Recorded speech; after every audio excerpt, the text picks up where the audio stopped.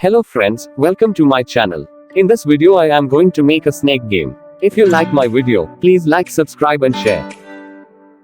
Create a new folder and in the address bar type cmd.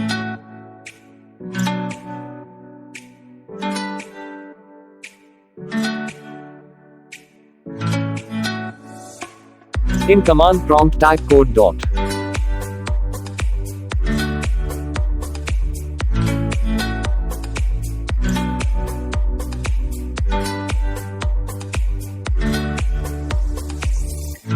In Visual Studio Code create a new file name, it is snake.py.